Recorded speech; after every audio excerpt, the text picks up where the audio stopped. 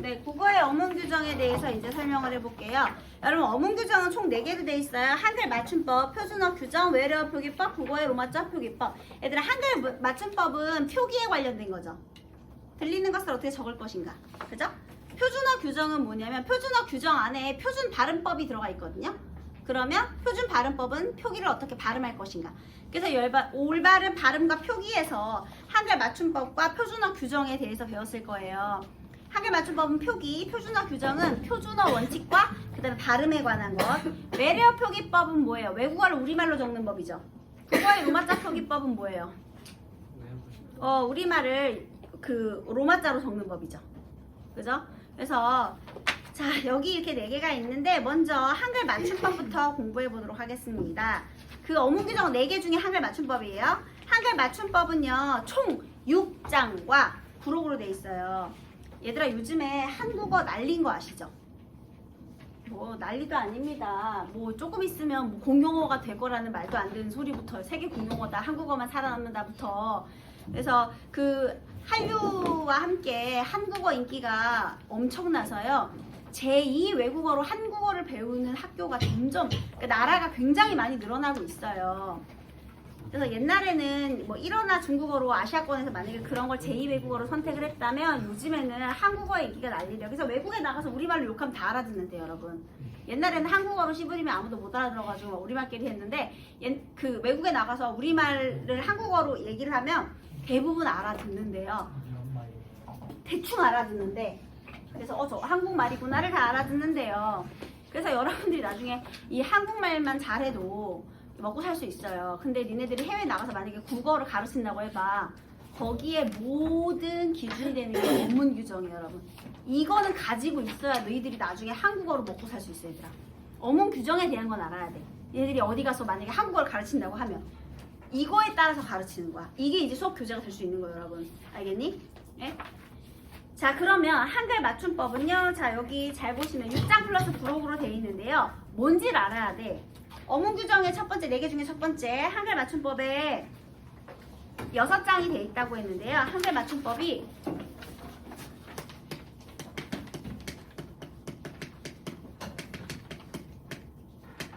제 1장은 총칙.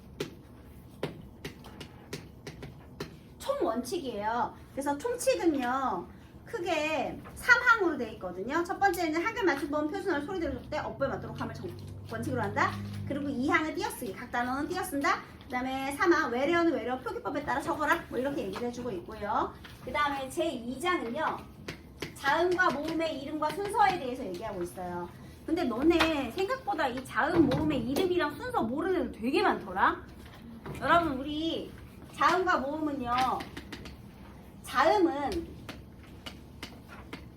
이게 기본인 거 아시죠? 비읍, 히읗, 이게 기본이잖아요. 예외 딱 3개 있어요. 뭐가 예외예요? 기역 예외고요. 또 뭐가 예외죠? 디귿 예외요. 그리고 또 뭐가 예외요? 요거 3개만 예외야.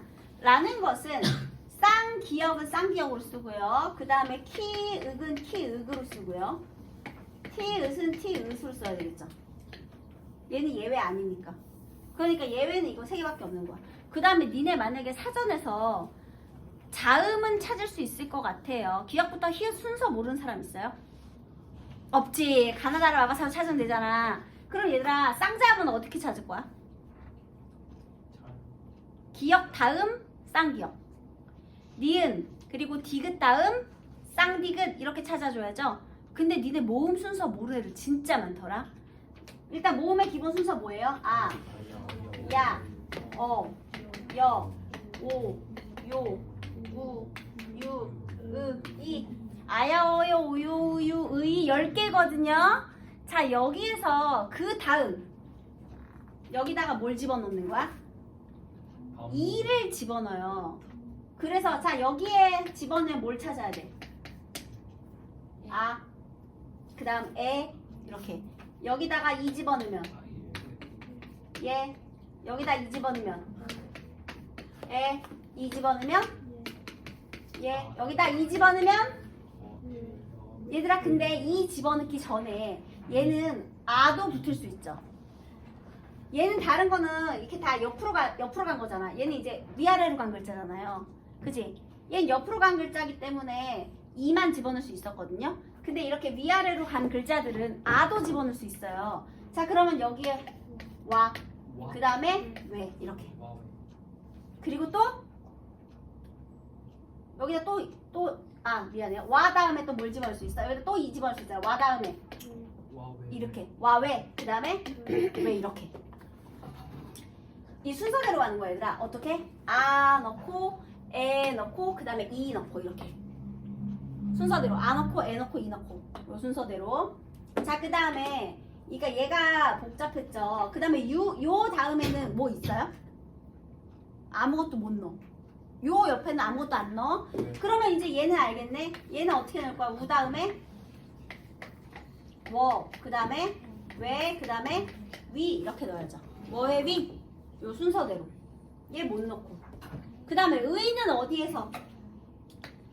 여기로 가야지. 의 이렇게. 그래서 여러분 아에서 시작해서 가장 마지막에 오는 게 뭐야? 이 됩니다. 너네 기억, 니은, 출석부 순서대로 하면 이 씨가 제일 뒤에 있잖아요, 맨날. 그치? 성씨 중에 이 씨가 제일 마지막에 있어, 항상. 아니, 이 씨, 아니, 물론, 이 씨가 제일 마지막, 왜냐면 자음 순서대로 가기 때문에. 근데 그 모음 순서대로 하면 이가 제일 끝이라는 거. 근데 이제 여기에 초성에 이응 말고 히읗 들어간 애들이 제일 늦게 나오겠죠. 그래서 희씨는 없겠지만 그래서 한씨 이런 게 있겠네요. 한씨가 제일 마지막에 나오겠네. 네? 아 그러네. 한보다 허가 더 뒤에 있네. 홍도 있네. 아 그러네. 홍씨도 있네. 황씨 있어요. 황씨. 황씨네. 네, 그래서요. 황씨가 그럼 나는 이제 황씨가 제일 끝이니? 그러네. 황씨가 제일 마지막에 있네. 우리 학원에 황씨 없죠? 황이 없네. 네. 그래서 이렇게 찾으면 돼요. 이게 이제 순서고요. 이름과 순서가 나타나 있습니다. 그 다음에 여러분 또 여러분들이 많이 헷갈리는 것 중에 하나가 바로 3장과 4장이에요. 3장은 소리에 관한 것이고요. 4장은 형태에 관한 것이거든요. 무슨 차이가 있을까요? 얘들아 소리는 발음과 표기와 관련된 거예요. 표기와 관련된 거야. 그래서 너네 의문의 변동 있죠? 그 의문의 변동과 관련된 거. 발음할 때 달라지는 것들 뭐 이런 거. 그게 소리고요. 발음이야 발음. 형태는 형태소야. 그럼 어떤 형태소? 체언과 조사, 어간과 어미, 어근과 접사, 접두사, 접미사 이런 거 적는 거. 그게 이제 형태에 관련된 거예요. 그래서 파생어를 적는 법이라든지 그 다음에 어간과 어미의 형태에 관한 것 이런 거. 그래서 얘는 형태소니까 어간과 어미 그 다음에 어근과 접사 이걸 구별해서 적는 법에 대한 내용이라는 거. 그리고 5장에 뭐가 있어요? 띄어쓰기 있어요. 그리고 6장은 그 밖에 기타. 그 있잖아요. 다리가 절이다, 배추를 절이다 이런 거 있지. 로서와 로서 이런 거. 붓이다, 붙이다 뭐 이런 것들 단어의 쓰임새들 관련된 게 있고요. 그 다음에 플러스 뭐가 있어? 부록. 부록에는 뭐가 관련이 있느냐? 문장부. 이렇게 있습니다. 그래서 이게 한글 맞춤법의 6개와 부록으로 되어 있는 거예요. 됐죠? 자, 그 다음에 이제 한글 맞춤법 제1항 총칙 요거 오늘 1항 공부하고 집에 갈게요. 한글 맞춤법 총칙의 제1항이요. 이렇게 써 있습니다. 한글 맞춤법은 표준어를 소리대로 적되 어법에 맞도록 함을 원칙으로 함.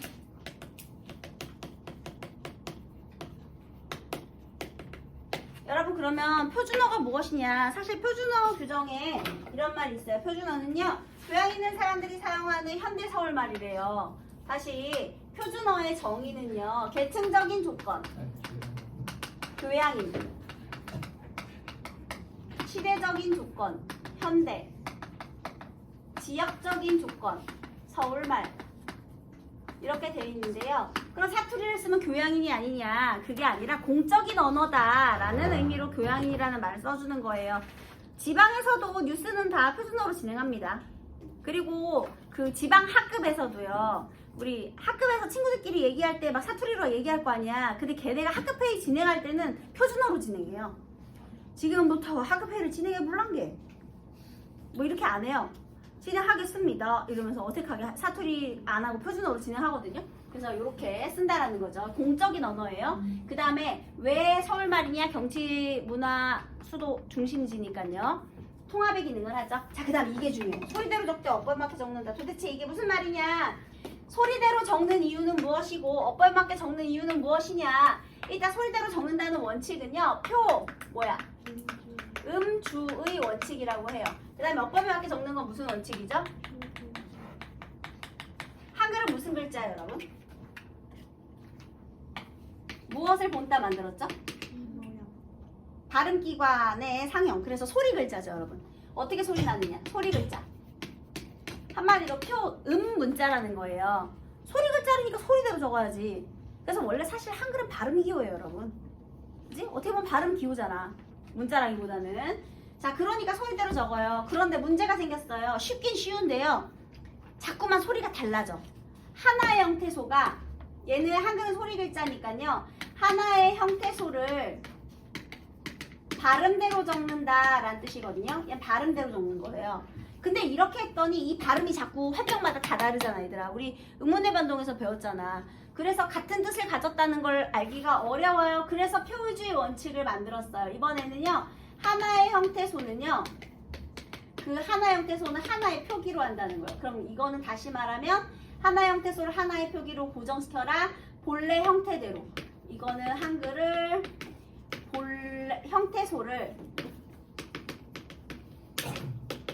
본래의 형태를 밝혀 적는 거예요. 그래서 하나의 형태소는 하나의 표기 방식을 바탕으로 한다. 그러니까 같은 뜻을 지닌 말을 같은 표기로 적어라. 이런 의미가 되겠습니다. 자, 그래서요. 이렇게 적죠. 기억나시죠? 와, 우리 이게 며칠만이야. 이렇게 하지 않고 이렇게 해요. 그 이유는 만약 밝혀 적을 어원이 여기에 있다면 얘는 실질 형태소 앞에서 음절의 끝소리 규칙, 니은 첨가, 비음화. 자, 중요한 포인트는 뭐라고 소리 나야 돼요? 몇일로 발음을 해야 되거든요. 근데 와, 우리 몇일만이야 이렇게 안 하죠. 라는 것은 어원이 여기에 있지 않다는 거죠. 그러면 뭐 밝혀 적을 게 있어야지 밝혀 적을 텐데 밝혀 적을 게 없어. 그래서 며칠 이렇게 소리나무로 이렇게 적는 거예요. 우리가 만약 몇일로 발음했다면 밝혀 적을 형태소가 저기 있는데 어원 밝혀 적지 않기 때문에 소리 나는 대로 적은 거예요. 밝힐 게 없어서 어원이 몇 일에 있지 않기 때문에 그래요. 비슷한 걸로 이런 게 있죠. 얽히고 설키다. 누가 봐도 이놈은 어법, 얘는 소리잖아요. 얘는 왜 어법에 맞게 적은 것이냐. 사전에 얽다라는 단어가 있어요.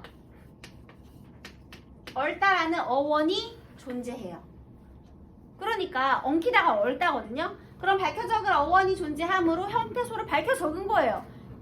근데 사전에 설다라는 말은 없어요.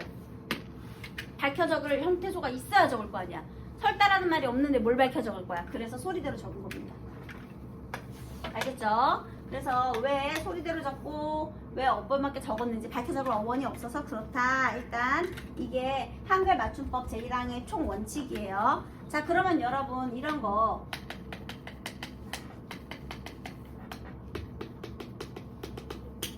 얘는 소리야 어법이야? 소리대로 적었다. 얘는 소리대로 적었다. 얘는 어법에 맞게 적었다. 왜? 형태소 구분해서 적었잖아. 체언 조사를 구분했잖아. 물론 발음은 이렇게 되죠. 오치. 자, 그럼 다시 말하면 발음과 표기가 일치하는 건 어떤 원칙? 표음주의 원칙. 일치하지 않는 것? 표의주의 원칙. 이렇게 설명하면 되겠습니다. 간단하죠? 그 다음에 제2항의 띄어쓰기 원칙인데요. 자, 문장의 각 단어는 띄어쓰기를 원칙으로 하래요. 문장에서 각 단어는 띄어쓰기. 왜 단어를 띄어써야 될까요? 이때는 또 단어의 정의가 중요합니다. 형태소가 모이면 단어가 되잖아요. 형태소는 뜻을 가진 말의 채소단위예요. 그러면 단어는 뜻도 있어야 되지만 뜻을 가지고 중요한 거 홀로 쓰일 수 있는 말 자립성이 있어야 돼요. 자, 우리 여기에서 다시 자립형태소의 종류. 자립형태소와 짝꿍을 이루는 게 뭐죠? 의존형태소. 그 다음에 실질형태소와 형식형태소 이렇게 되죠. 그죠? 근데 여러분 우리 단어가 분명 자립성이 있어야 된다고 했는데 자립성 없는데 단어로 예외적으로 인정하는 게 있어요. 뭘까요? 조사지, 조사. 조사도 단어, 관계어이잖아. 그치? 그래서요. 다만 41항 띄어쓰기부터 조사는 앞말에 붙여 쓴다. 이런 말이 있거든요. 그럼 다시. 단어는 자립성이 있는 말이니까 띄어쓰는 게 맞아요. 그런데 조사는 왜 붙여서 쓰느냐? 조사는 자립형태소가 아니죠. 얘 무슨 형태소예요? 의존형태소니까. 선생님 이거 형식형태소라고 하면 어떻게 돼요? 물론 의존형태소에서 형식형태소긴 한데요. 자립성과 대비되는 의미니까 의존형태소라고 하는 것이 훨씬 적절하겠죠. 그쵸? 그래서 만약에 두 개 다 하면 의존형태소이면서 형식형태소니까 뭐 이렇게 해도 되지만 어쨌든 그렇습니다. 그 다음에 의존형태소이기 때문에 붙였어. 근데 왜 얘가 단어냐? 의존형태소이지만 분리성이 강하기 때문에 분리성이 강해 예외적으로 학교문법에서는 단어로 인정하고 있거든요. 이 분리성이 강하단 말은 무슨 뜻이냐면요. 우리 이거 한번 생각해 보세요. 어간과 어미가 있죠. 그리고 체험과 조사가 있죠. 뭐 어근의 접사도 있고요. 우리 얘네들을 묶어서 형식형태소라고 불러주잖아요. 근데 잘 봐. 얘는 하나의 단어가 되죠. 얘도 어간과 어미가 합쳐서 하나의 용언이 되죠. 그리고 심지어 어간은 의존형태소지 얘들아. 그래서 놀고 놀이랑 고는 서로 의존 형태소예요. 그래서 여기는 분리성이 약한 거야. 근데 체어는 독립적이잖아. 그래서 조사가 잘 떨어지는 거야. 그래서 얘가 분리성이 강하다. 그래서 명사, 대명사, 수사, 체언 이게 하나의 폼사를 이루고 있기 때문에 여기서 조사가 분리가 잘 돼. 그렇기 때문에 분명히 어미와는 다르다. 이렇게 되는 거죠. 그래서 우리 요 부분이 이제 여기 띄어쓰기 조항과 관련이 있는 거예요. 그러니까 단어는 다 띄는데 얘들아 단어는 그 품사 있잖아요. 그게 다 단어예요. 구품사. 명사, 대명사, 수사부터 해서 감탄사까지 가는 그 사로 끝나는 것들이 전부 각각의 단어들이거든요. 근데 그 단어는 다 띄는데 뭐만 붙여? 조사만 붙여. 그럼 얘들아 우리 단어의 개수는요. 어절의 개수 플러스 조사 하면 되겠네. 왜냐면 단어가 다 띄었는데 조사만 붙였다며. 띄어쓰기 단위가 어절이잖아요. 그러면 몇 어절인지 센 다음에 조사만 더해주면 그게 단어의 개수네. 그렇게 하시면 돼요. 네, 단어는 그렇게 찾는 거예요. 네, 자 그 다음에 3항 외래어 표기법에 따라 적는다. 외래어 표기법은 뒤에서 보도록 하겠습니다. 자 이렇게 해서 총칙 1, 2, 3항이 끝났고요. 제2장의 자음과 모음의 순서도 끝났어요. 그래서 다음 시간에 시작할 때 우리 소리에 관한 법부터 쭉 하고 넘어가도록 하겠습니다.